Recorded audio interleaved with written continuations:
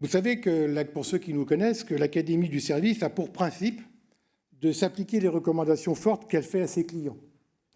On peut même dire que les recommandations qu'on fait à nos clients, c'est parce qu'elles sont portées en nous par des convictions très très fortes.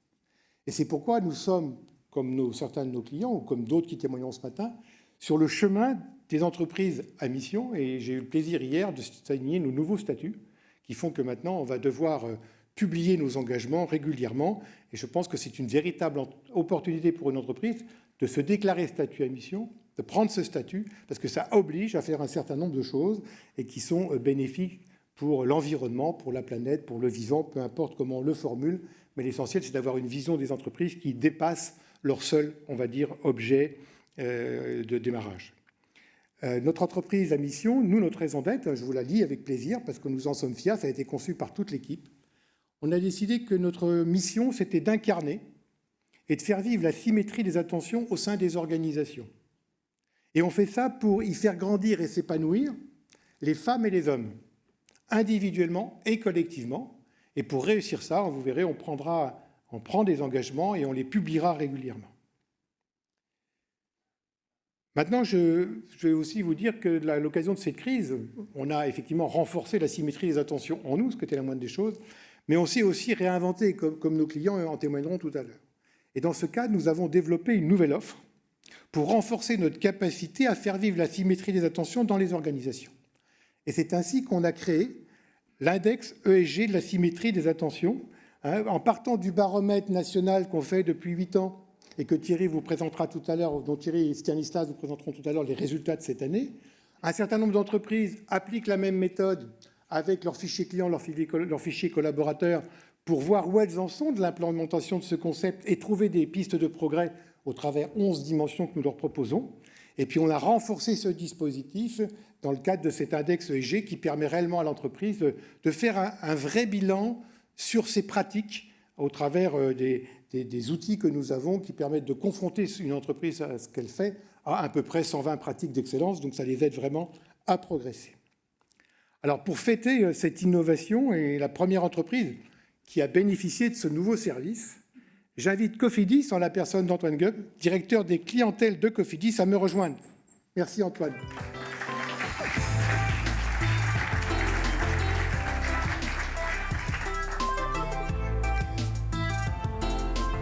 Antoine, merci à toi d'être là et je te félicite d'être parmi nous pour ce qu'on va présenter maintenant ensemble.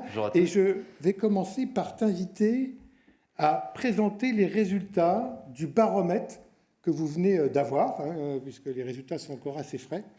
Et je te laisse commenter tes propres résultats. Merci d'abord, merci beaucoup. Je suis très fier de venir commenter effectivement ces très bons résultats au nom de Cofidis.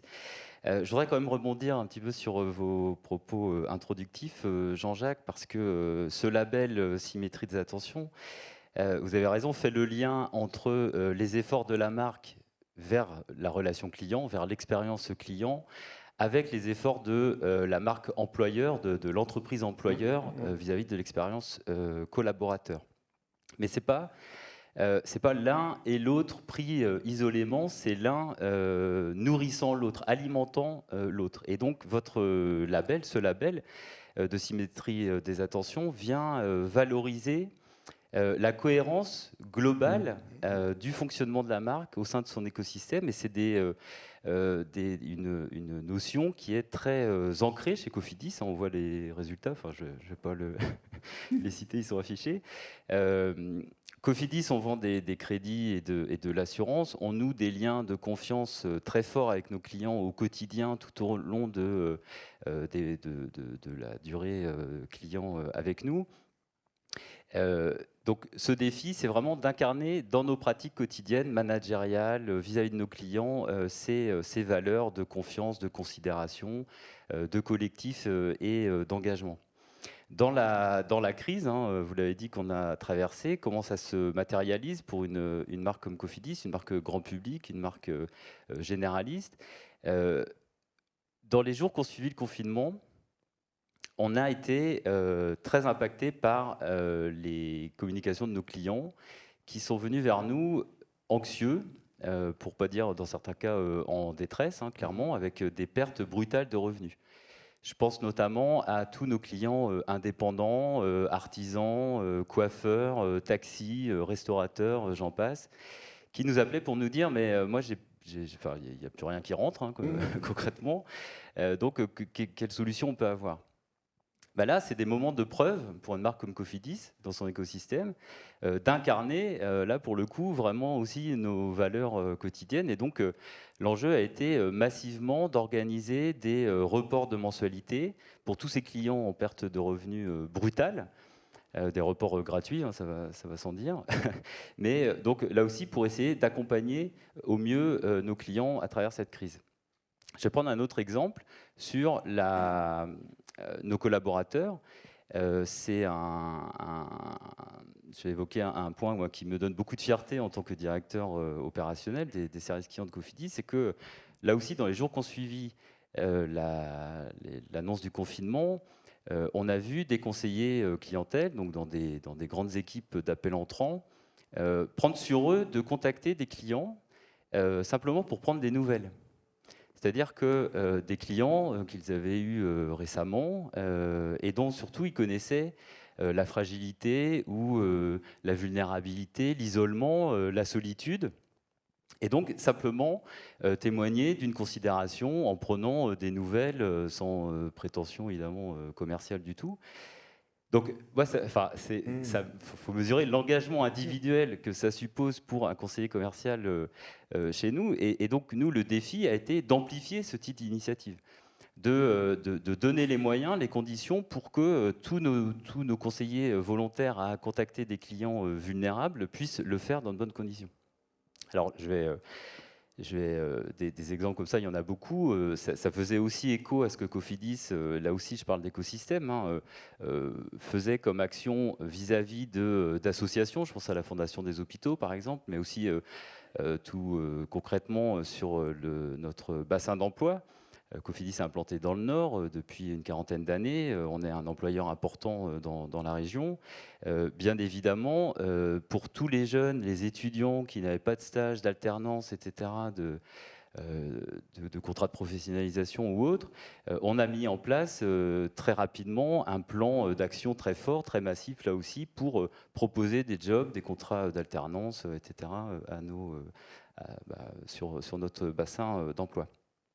Donc, des exemples comme ça, pour en prendre beaucoup, je ne vais pas m'éterniser, mais je pense que ce qui est valorisé par votre label, c'est vraiment l'ancrage très profond du modèle de la marque, de son rôle, de sa mission, vous avez raison, au sein de son écosystème. Et c'est ce que valorise vraiment votre label et ce qui en fait sa singularité.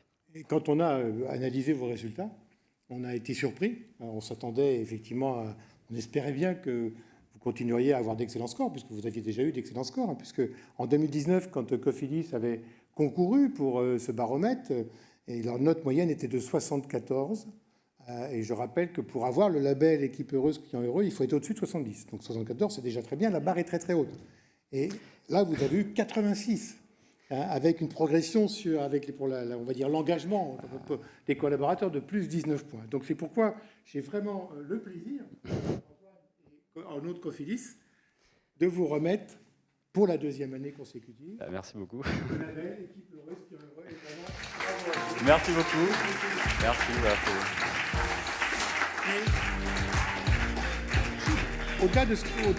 Merci beaucoup et bravo.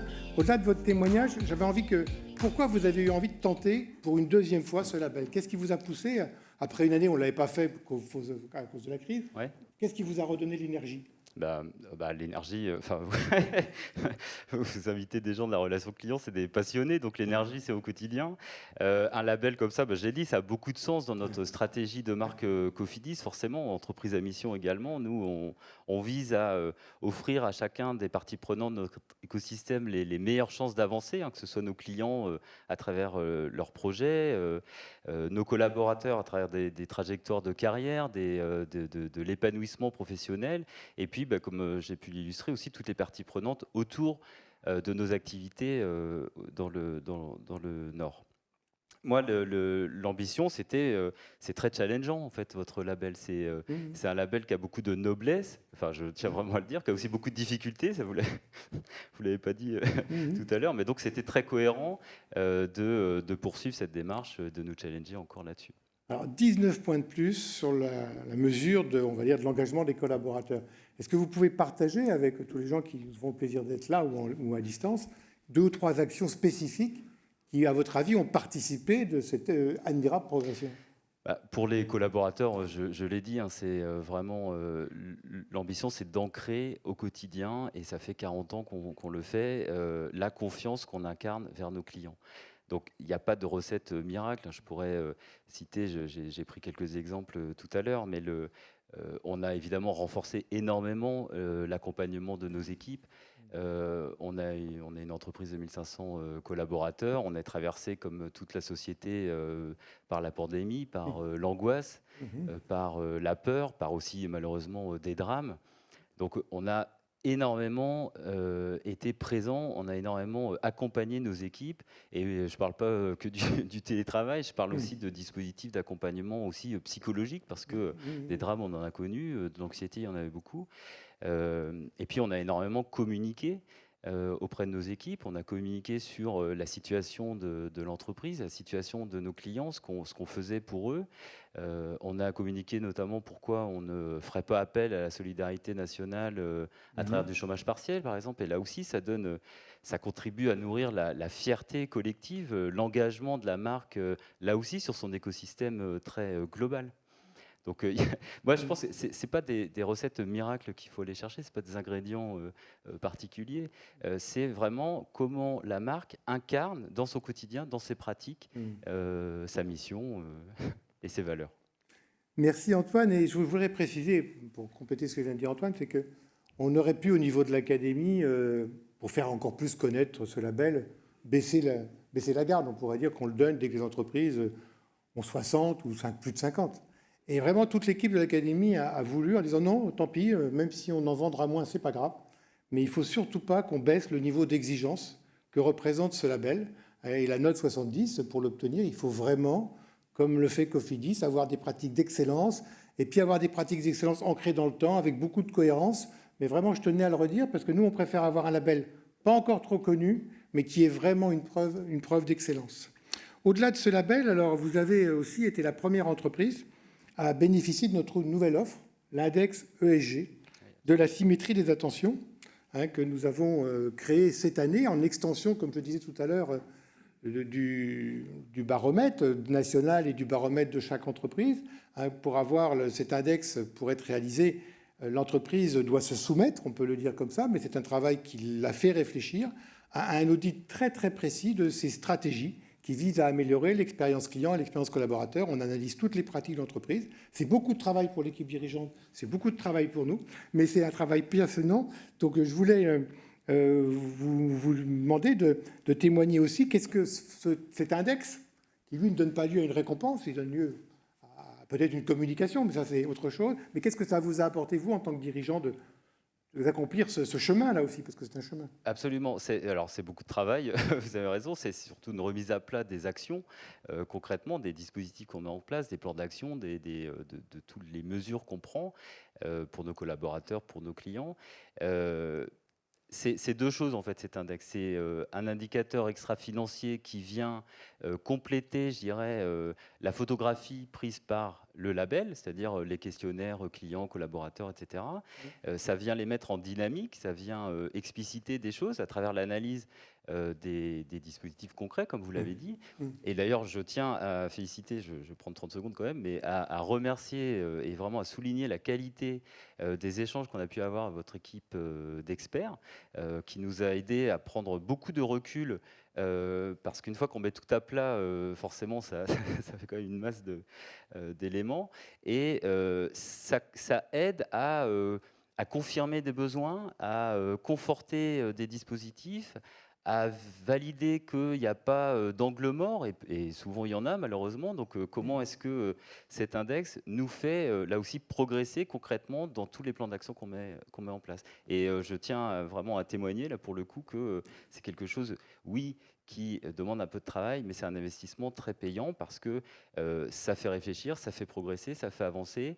Et puis c'est aussi, vous l'avez dit, un élément de communication parce que c'est un index qui vient valoriser, nourrir, alimenter la communication autour de la responsabilité sociale de l'entreprise. Et il n'y en a pas 50 non plus. Et c'est quelque chose de effectivement très, très important pour une marque comme Cofidis. Merci, oui, pour expliquer un peu les acronymes, quand on dit dans le cadre de la communication RSE, ça c'est un mot que maintenant tout le monde connaît, on publie l'index ESG. Nous, on dit qu'on va vraiment se centrer sur le S, la responsabilité sociétale de l'entreprise, et en partant du principe qu'une entreprise qui va enchanter ses clients et motiver et enchanter et motiver ses collaborateurs, quelque part, elle accomplit déjà une grande partie de sa mission sociale. Puis on a complété effectivement tous nos questionnaires par également des questions sur la perception et puis après sur ce que fait concrètement l'entreprise du point de vue là plus concrètement de la préservation de la planète, on va dire de toutes ces actions vis-à-vis de l'environnement. Voilà pour vous dire quelques mots sur cet index. Eh bien, écoute, Antoine, merci beaucoup Merci à vous. de ta participation. Je vais te plaisir. laisser ressortir de scène. Vous pouvez l'applaudir, vous pouvez applaudir Cofidis.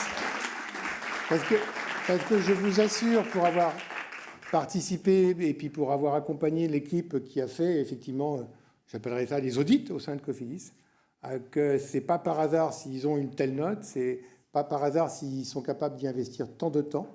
Il y a vraiment au sein de cette entreprise énormément de pratiques d'excellence. Et s'ils acceptent de vous en donner quelques secrets, eh ben, vous aurez... Et puis donc, allez à l'atelier pour ceux que ça intéresse. C'est l'atelier numéro 4 du matin et de l'après-midi. Vous aurez plus de détails sur l'ensemble des pratiques de Cofidis, parce que c'est ça qui peut vous nourrir. Voilà, Thierry.